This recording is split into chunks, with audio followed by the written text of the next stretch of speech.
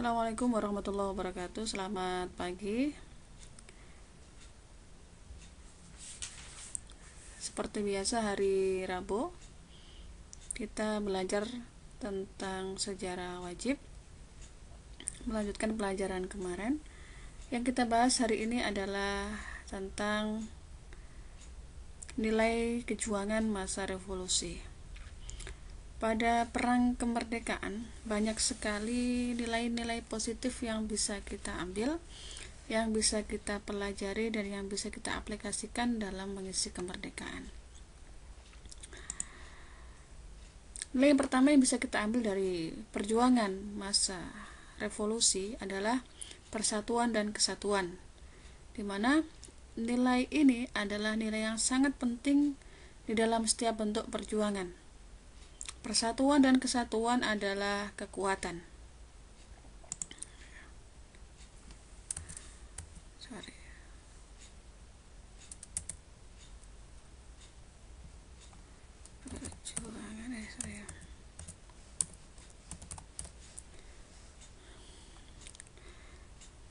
Ketika bersatu, maka penjajah itu akan memerlukan energi yang besar untuk mengalahkan.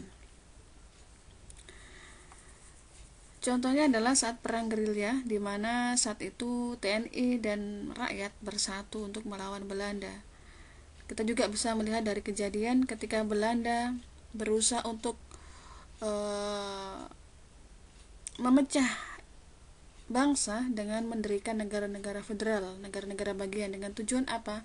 Dengan tujuan agar merusak persatuan dan kesatuan yang ada. Yang kedua, nilai yang bisa kita ambil adalah rela berkorban dan tanpa pamrih. Bisa kita lihat dari Jenderal Sudirman yang mempertaruhkan jiwa dan raganya, mengorbankan harta bendanya demi tegaknya cita-cita proklamasi. Kita ingat saat itu beliau lagi sakit, namun dengan semangat dan cita-cita tingginya, maka beliau melawan rasa sakitnya, bahkan memimpin gerilya melakukan perjalanan panjang ribuan kilometer demi melawan penjajah Belanda. Kita juga lihat semangat rela berkorban itu ditunjukkan dengan banyaknya pejuang yang gugur di medan perang, bahkan ada yang cacat dan menderita. Sedangkan nilai ketiga yang bisa kita ambil adalah cinta pada tanah air. Cinta pada tanah air inilah yang mendorong dan memberikan kekuatan kepada pejuang itu untuk berjuang melawan penjajah. Dan wujud inilah yang memunculkan perlawanan di berbagai daerah. Yang keempat, nilai yang bisa kita ambil adalah saling pengertian dan menghargai, tercermin dari peristiwa ketika golongan muda dan golongan tua memiliki perbedaan pendapat terkait dengan waktu pelaksanaan proklamasi. Walaupun mereka memiliki perbedaan, namun karena mereka punya tujuan yang sama, cuma punya cita-cita yang sama, ingin merdeka, maka perbedaan itu bisa diminimalisir, bisa kesampingkan demi tujuan bersama. Contoh yang kedua adalah ketika tokoh-tokoh Islam yang masuk dalam Panitia 9 tidak keberatan ketika menghilangkan kata-kata dalam Piagam Jakarta. Pada sila pertama Pancasila, yang pertama, ketuhanan dengan menjalankan syariat Islam bagi pemeluknya diganti dengan ketuhanan yang Maha Esa. Semua dilakukan dalam rangka ingin menjaga persatuan dan kesatuan. Itu menunjukkan bahwasanya ada saling pengertian dan saling menghargai dalam rangka memupuk rasa persatuan dan kesatuan yang merupakan kekuatan bangsa. Dari serangkaian materi yang sudah kita pelajari, kita simpulkan bahwa setelah merdeka, setelah proklamasi, masih banyak perjuangan yang dilakukan untuk mempertahankan kemerdekaan dan mencapai kedaulatan. Kita ingat banyak peperangan yang terjadi di awal kemerdekaan karena Belanda secara tidak rela melihat Indonesia merdeka. Yang kedua, bangsa Indonesia tidak patah semangat untuk mempertahankan kemerdekaan. Perjuangan dilakukan dengan cara damai melakukan perjanjian maupun dengan bersenjata. Yang ketiga, banyaknya tokoh yang terlibat dalam proses perjuangan dengan cara yang berbeda menjadi salah satu contoh yang baik bagi kita, bahwasanya mereka dengan berbagai keahlian yang dimiliki, dengan berbagai cara yang berbeda, berjuang bersama-sama untuk mencapai tujuan yang sama. Yang terakhir, kemerdekaan bukanlah akhir semuanya, bukan akhir perjuangan telah selesai, bukan, tetapi merupakan langkah awal dan perjuangan yang berat untuk mengisinya. Karena kita ingat di awal kemerdekaan, bangsa Indonesia dalam kondisi politik, kondisi ekonomi, kondisi keuangan yang tidak baik. Maka bukan berarti merdeka itu akhir dari semua, tapi tugas kita sekarang adalah mengisi kemerdekaan dengan sebaik-baiknya, mengisi kemerdekaan dengan prestasi dan karya terbaik yang kita miliki dengan kemampuan yang kita bisa. Terima kasih, semoga kita bisa menjadi generasi-generasi yang bisa belajar dari perjuangan para pahlawan, bisa mengambil nilai-nilai dan bisa mengisi kemerdekaan dengan cara terbaik yang kita mampu. Terima kasih. Assalamualaikum warahmatullahi wabarakatuh. Assalamualaikum warahmatullahi wabarakatuh. Selamat pagi. Seperti biasa hari Rabu kita belajar tentang sejarah wajib, melanjutkan pelajaran kemarin. Yang kita bahas hari ini adalah tentang nilai kejuangan masa revolusi. Pada perang kemerdekaan banyak sekali nilai-nilai positif yang bisa kita ambil, yang bisa kita pelajari dan yang bisa kita aplikasikan dalam mengisi kemerdekaan.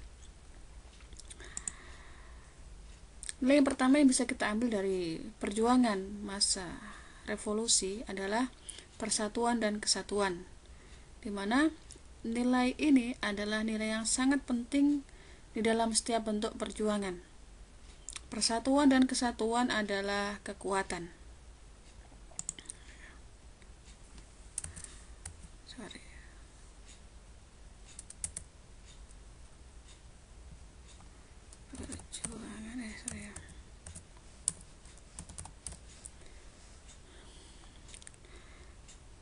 Ketika bersatu, maka penjajah itu akan memerlukan energi yang besar untuk mengalahkan. Contohnya adalah saat perang gerilya, di mana saat itu TNI dan rakyat bersatu untuk melawan Belanda. Kita juga bisa melihat dari kejadian ketika Belanda berusaha untuk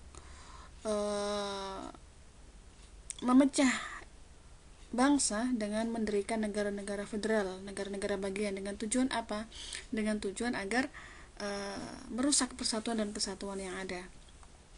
Yang kedua, nilai yang bisa kita ambil adalah rela berkorban dan tanpa pamrih. Bisa kita lihat dari Jenderal Sudirman yang mempertaruhkan jiwa dan raganya, mengorbankan harta bendanya demi tegaknya cita-cita proklamasi. Kita ingat saat itu beliau lagi sakit, namun dengan semangat dan cita-cita tingginya, maka beliau melawan rasa sakitnya, bahkan memimpin gerilya melakukan perjalanan panjang ribuan kilometer demi melawan penjajah Belanda. Kita juga lihat semangat rela berkorban itu ditunjukkan dengan banyaknya pejuang yang gugur di medan perang, bahkan ada yang cacat dan menderita.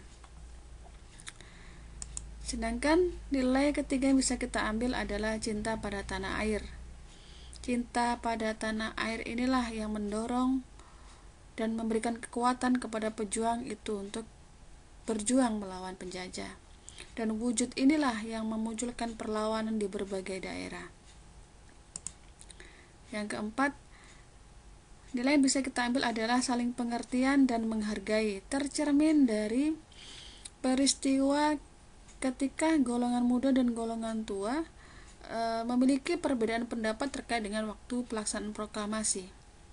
Walaupun mereka memiliki perbedaan, namun karena mereka punya tujuan yang sama, cuma punya cita-cita yang sama, ingin merdeka, maka perbedaan itu bisa diminimalisir, bisa kesampingkan demi tujuan bersama. Contoh yang kedua adalah ketika tokoh-tokoh Islam yang masuk dalam Panitia 9 tidak keberatan ketika menghilangkan kata-kata dalam Piagam Jakarta. Pada sila pertama Pancasila, yang pertama, ketuhanan dengan menjalankan syariat Islam bagi pemeluknya diganti dengan ketuhanan yang Maha Esa. Semua dilakukan dalam rangka ingin menjaga persatuan dan kesatuan. Itu menunjukkan bahwasanya ada saling pengertian dan saling menghargai dalam rangka memupuk rasa persatuan dan kesatuan yang merupakan kekuatan bangsa.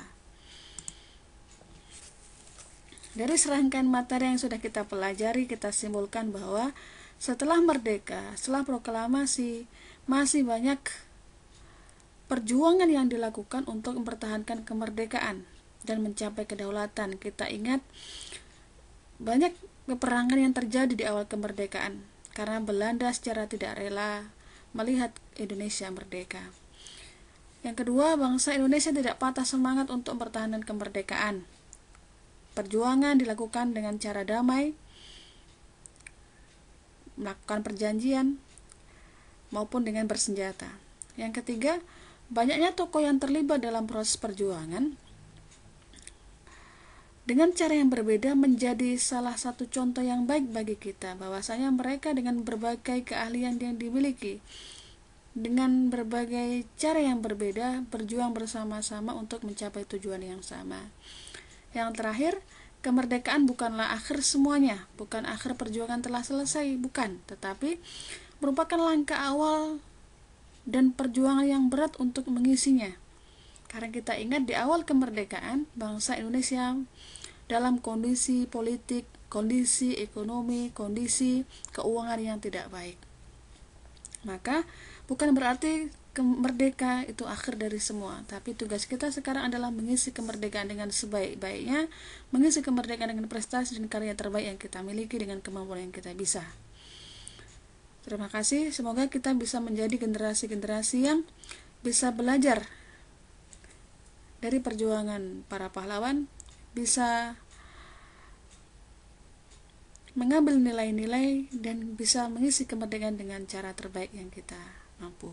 Terima kasih. Assalamualaikum warahmatullahi wabarakatuh. Assalamualaikum warahmatullahi wabarakatuh. Selamat pagi. Seperti biasa hari Rabu kita belajar tentang sejarah wajib, melanjutkan pelajaran kemarin. Yang kita bahas hari ini adalah tentang nilai kejuangan masa revolusi. Pada perang kemerdekaan banyak sekali nilai-nilai positif yang bisa kita ambil, yang bisa kita pelajari dan yang bisa kita aplikasikan dalam mengisi kemerdekaan. Nilai yang pertama yang bisa kita ambil dari perjuangan masa revolusi adalah persatuan dan kesatuan, di mana nilai ini adalah nilai yang sangat penting di dalam setiap bentuk perjuangan. Persatuan dan kesatuan adalah kekuatan.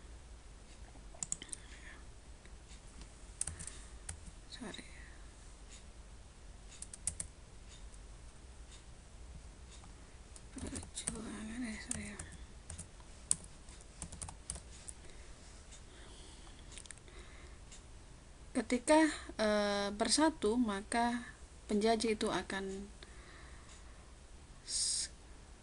memerlukan energi yang besar untuk mengalahkan. Contohnya adalah saat perang gerilya, di mana saat itu TNI dan rakyat bersatu untuk melawan Belanda. Kita juga bisa melihat dari kejadian ketika Belanda berusaha untuk memecah bangsa dengan mendirikan negara-negara federal, negara-negara bagian. Dengan tujuan apa? Dengan tujuan agar merusak persatuan dan kesatuan yang ada. Yang kedua, nilai yang bisa kita ambil adalah rela berkorban dan tanpa pamrih. bisa kita lihat dari Jenderal Sudirman yang mempertaruhkan jiwa dan raganya, mengorbankan harta bendanya demi tegaknya cita-cita proklamasi. Kita ingat saat itu beliau lagi sakit, namun dengan semangat dan cita-cita tingginya maka beliau melawan rasa sakitnya, bahkan memimpin gerilya melakukan perjalanan panjang ribuan kilometer demi melawan penjajah Belanda. Kita juga lihat semangat rela berkorban itu ditunjukkan dengan banyaknya pejuang yang gugur di medan perang, bahkan ada yang cacat dan menderita. Sedangkan nilai ketiga yang bisa kita ambil adalah cinta pada tanah air. Cinta pada tanah air inilah yang mendorong dan memberikan kekuatan kepada pejuang itu untuk berjuang melawan penjajah. Dan wujud inilah yang memunculkan perlawanan di berbagai daerah. Yang keempat, nilai yang bisa kita ambil adalah saling pengertian dan menghargai, tercermin dari peristiwa ketika golongan muda dan golongan tua memiliki perbedaan pendapat terkait dengan waktu pelaksanaan proklamasi. Walaupun mereka memiliki perbedaan, namun karena mereka punya tujuan yang sama, cuma punya cita-cita yang sama, ingin merdeka, maka perbedaan itu bisa diminimalisir, bisa kesampingkan demi tujuan bersama. Contoh yang kedua adalah ketika tokoh-tokoh Islam yang masuk dalam Panitia 9 tidak keberatan ketika menghilangkan kata-kata dalam Piagam Jakarta. Pada sila pertama Pancasila, yang pertama, ketuhanan dengan menjalankan syariat Islam bagi pemeluknya diganti dengan ketuhanan yang Maha Esa. Semua dilakukan dalam rangka ingin menjaga persatuan dan kesatuan. Itu menunjukkan bahwasanya ada saling pengertian dan saling menghargai dalam rangka memupuk rasa persatuan dan kesatuan yang merupakan kekuatan bangsa. Dari serangkaian materi yang sudah kita pelajari, kita simpulkan bahwa setelah merdeka, setelah proklamasi, masih banyak perjuangan yang dilakukan untuk mempertahankan kemerdekaan dan mencapai kedaulatan. Kita ingat banyak peperangan yang terjadi di awal kemerdekaan karena Belanda secara tidak rela melihat Indonesia merdeka. Yang kedua, bangsa Indonesia tidak patah semangat untuk mempertahankan kemerdekaan. Perjuangan dilakukan dengan cara damai, melakukan perjanjian maupun dengan bersenjata. Yang ketiga, banyaknya tokoh yang terlibat dalam proses perjuangan dengan cara yang berbeda menjadi salah satu contoh yang baik bagi kita, bahwasanya mereka dengan berbagai keahlian yang dimiliki, dengan berbagai cara yang berbeda, berjuang bersama-sama untuk mencapai tujuan yang sama. Yang terakhir, kemerdekaan bukanlah akhir semuanya, bukan akhir perjuangan telah selesai, bukan, tetapi merupakan langkah awal dan perjuangan yang berat untuk mengisinya. Karena kita ingat di awal kemerdekaan, bangsa Indonesia dalam kondisi politik, kondisi ekonomi, kondisi keuangan yang tidak baik.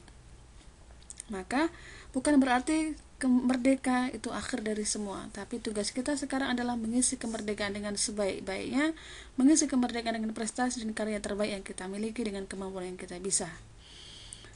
Terima kasih, semoga kita bisa menjadi generasi-generasi yang bisa belajar dari perjuangan para pahlawan, bisa mengambil nilai-nilai dan bisa mengisi kemerdekaan dengan cara terbaik yang kita mampu. Terima kasih. Assalamualaikum warahmatullahi wabarakatuh. Assalamualaikum warahmatullahi wabarakatuh. Selamat pagi.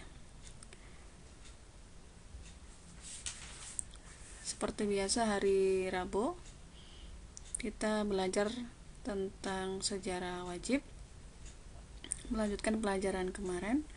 Yang kita bahas hari ini adalah tentang nilai kejuangan masa revolusi.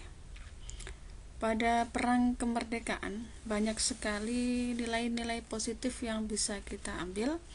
yang bisa kita pelajari dan yang bisa kita aplikasikan dalam mengisi kemerdekaan. Nilai yang pertama yang bisa kita ambil dari perjuangan masa revolusi adalah persatuan dan kesatuan, di mana nilai ini adalah nilai yang sangat penting di dalam setiap bentuk perjuangan. Persatuan dan kesatuan adalah kekuatan.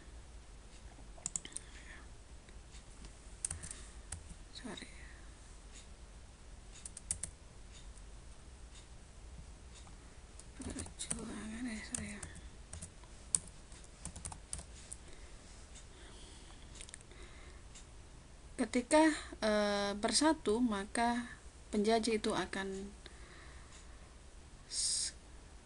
memerlukan energi yang besar untuk mengalahkan. Contohnya adalah saat perang gerilya, di mana saat itu TNI dan rakyat bersatu untuk melawan Belanda. Kita juga bisa melihat dari kejadian ketika Belanda berusaha untuk memecah bangsa dengan mendirikan negara-negara federal, negara-negara bagian. Dengan tujuan apa? Dengan tujuan agar merusak persatuan dan kesatuan yang ada. Yang kedua, nilai yang bisa kita ambil adalah rela berkorban dan tanpa pamrih. Bisa kita lihat dari Jenderal Sudirman yang mempertaruhkan jiwa dan raganya, mengorbankan harta bendanya demi tegaknya cita-cita proklamasi. Kita ingat saat itu beliau lagi sakit, namun dengan semangat dan cita-cita tingginya, maka beliau melawan rasa sakitnya, bahkan memimpin gerilya melakukan perjalanan panjang ribuan kilometer demi melawan penjajah Belanda. Kita juga lihat semangat rela berkorban itu ditunjukkan dengan banyaknya pejuang yang gugur di medan perang, bahkan ada yang cacat dan menderita. Sedangkan nilai ketiga yang bisa kita ambil adalah cinta pada tanah air. Cinta pada tanah air inilah yang mendorong dan memberikan kekuatan kepada pejuang itu untuk berjuang melawan penjajah. Dan wujud inilah yang memunculkan perlawanan di berbagai daerah. Yang keempat, nilai yang bisa kita ambil adalah saling pengertian dan menghargai, tercermin dari peristiwa ketika golongan muda dan golongan tua memiliki perbedaan pendapat terkait dengan waktu pelaksanaan proklamasi. Walaupun mereka memiliki perbedaan, namun karena mereka punya tujuan yang sama, cuma punya cita-cita yang sama, ingin merdeka, maka perbedaan itu bisa diminimalisir, bisa kesampingkan demi tujuan bersama. Contoh yang kedua adalah ketika tokoh-tokoh Islam yang masuk dalam Panitia 9 tidak keberatan ketika menghilangkan kata-kata dalam Piagam Jakarta. Pada sila pertama Pancasila, yang pertama, ketuhanan dengan menjalankan syariat Islam bagi pemeluknya diganti dengan ketuhanan yang Maha Esa. Semua dilakukan dalam rangka ingin menjaga persatuan dan kesatuan. Itu menunjukkan bahwasanya ada saling pengertian dan saling menghargai dalam rangka memupuk rasa persatuan dan kesatuan yang merupakan kekuatan bangsa. Dari serangkaian materi yang sudah kita pelajari, kita simpulkan bahwa setelah merdeka, setelah proklamasi, masih banyak perjuangan yang dilakukan untuk mempertahankan kemerdekaan dan mencapai kedaulatan. Kita ingat banyak peperangan yang terjadi di awal kemerdekaan karena Belanda secara tidak rela melihat Indonesia merdeka. Yang kedua, bangsa Indonesia tidak patah semangat untuk mempertahankan kemerdekaan. Perjuangan dilakukan dengan cara damai, melakukan perjanjian, maupun dengan bersenjata. Yang ketiga, banyaknya tokoh yang terlibat dalam proses perjuangan dengan cara yang berbeda menjadi salah satu contoh yang baik bagi kita, bahwasanya mereka dengan berbagai keahlian yang dimiliki, dengan berbagai cara yang berbeda, berjuang bersama-sama untuk mencapai tujuan yang sama. Yang terakhir, kemerdekaan bukanlah akhir semuanya, bukan akhir perjuangan telah selesai, bukan, tetapi merupakan langkah awal dan perjuangan yang berat untuk mengisinya.